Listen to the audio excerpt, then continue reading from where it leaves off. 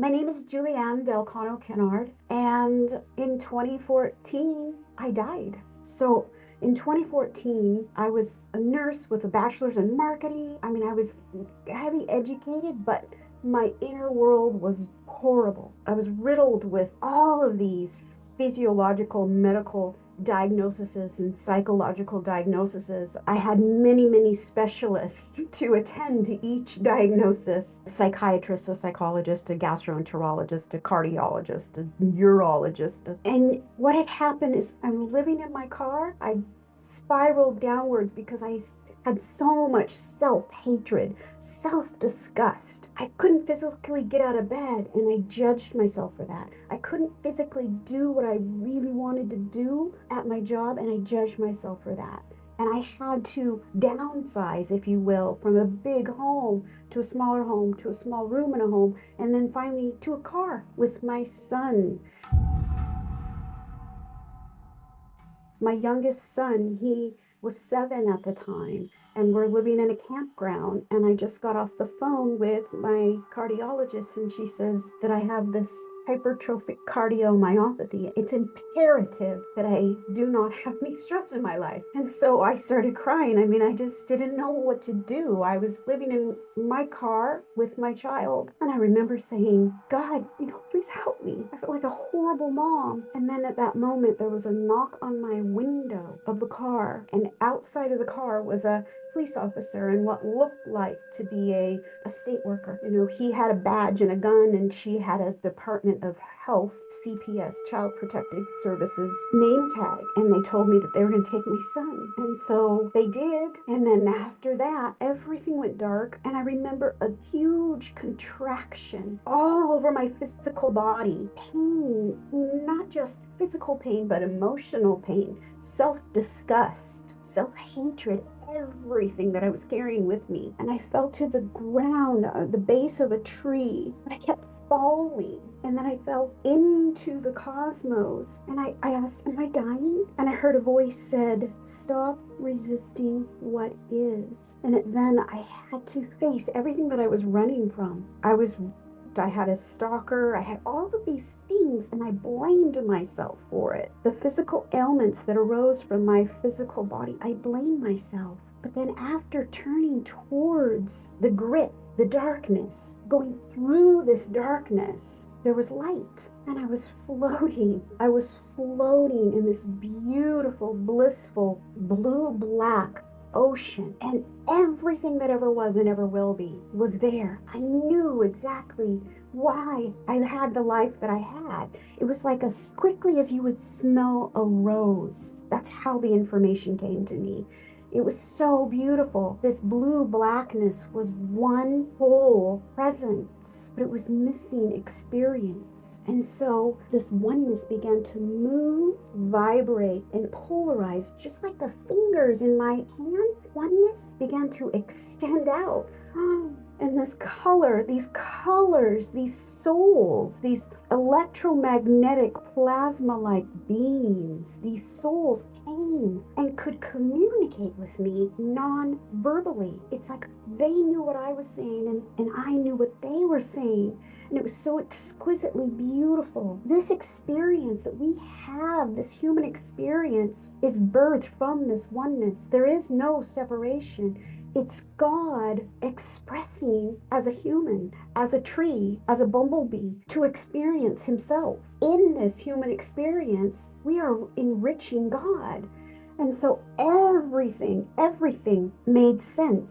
This non-phonetic, non-verbal communication made sense. And I don't know how long I was there and what it looked like from the outside. I have no idea. I'm so grateful that I was in the trees, that nobody could see me. But from the inside, I kept going down into the earth, and it was exquisite. There is no beginning and there is no ending, and everything made sense. And expressing out as a human, we are given this gift of this beautiful human experience that I feared, this gift of uniqueness, that I wanted to be like other people, this gift of contrast that to me was too much. But waking up on the 4th floor, I could see energy around everything, around my being, around the rocks, around my car, around the trees. And this lasted for quite a while. And I could go back just before sleep, and just as I'm waking up, I could go back and there would be this wormhole, like a black hole. I could go back and journey to this beautiful bliss, this beautiful, each and every time getting more and more of a download. I guess I want to say I'm so grateful that the sequence in which everything happened. I forgot about my illnesses. I started getting younger looking, but I got a call one afternoon, and it was my daughter, my older daughter, telling me to come to her house.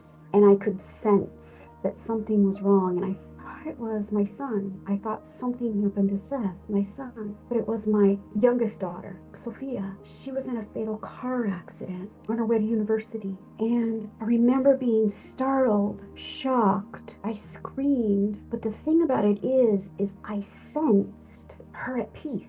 I knew exactly where she was and is. She went to the place I just left. Then I had somebody come and pick me up, and I went back to the house, and everybody came. All the family was there, and I could communicate with Sophia. I could communicate with my beautiful, exquisite daughter in the non-physical. She could see.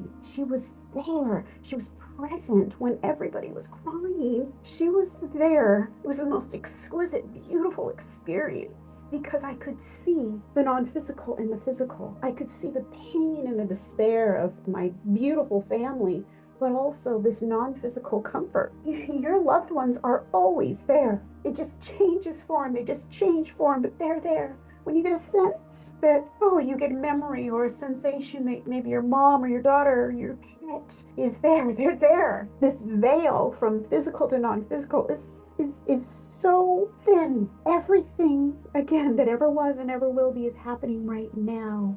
Here, we just shift frequency. The safer that we feel in our physical body, the more expanded we are, the more bandwidth of perception we have. And so the more our heart is open, the more that we can sense our loved ones on the other side. And so knowing that, I could go back and visit my daughter and spend time with her. And I remember going in to see her and we were in this beautiful, beautiful, beautiful realm, and there was no verbal communication going on, but I communicated non-physically, non-verbally, non-phonetically to her that I was worried about her father. His heart was broken and he was in despair. And so we traveled from the realm that we were in together through the base of a tree into something I like to call the green realm. It's green in color. And from there, we could see this earthly plane. We could see this frequency, this vibration that we live here on earth. And I could see my ex-husband and his new wife and their children and my other daughter. And they were having dinner at a canal. And I thought, what are they doing? Are they in Italy? And then later I found out that they had taken a trip to Las Vegas. And my older daughter sent me a picture of them sitting there. I saw that. It's when you're there and you come back and you think, oh my gosh, did that really happen? Then there's this sensation, this whiff, the only word I can say, this familiar non-physical essence. It affirms that you were there and this is really happening. And what I want to say is, anybody out there that's hurting and feels lost and alone, because this human experience is so scary, you're never alone. You're never separate. You are never disconnected. We are this beautiful essence expressing from this oneness. God expressing, giving us the gift of 8 billion expressions. Unique. There needs to be a uniqueness so this human experience can be full of contrast. Because if we were all the same, there would be no experience. This uniqueness births contrast, and contrast births human experience. This non-dualistic sublime love that sometimes seems so horrible and so hard, but it's there because it's serving a purpose. It's there because we made this decision as souls to come here and experience this.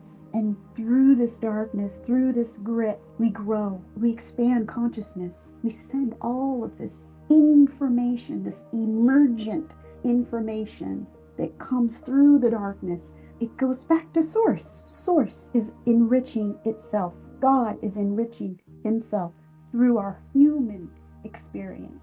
And I just want to say Look within. If you have this sense, if you are hurting and you are lost and alone, close your eyes and look within. Look within with these non-physical eyes. Look within to the presence that lives in your heart. That's that voice of God. That's that intuitive essence rising up into each and every one of you. It's there. It never leaves you. I just want to say thank you so much for listening to my story. Thank you so much. And as one fellow human to another, you are never alone. You are never lost. That intuitive essence always rests within you, always sending you a message. We just need to be present to listen, to honor that. If you want to reach out to me, read our book. You can find all the information in the description box below. Thank you so much.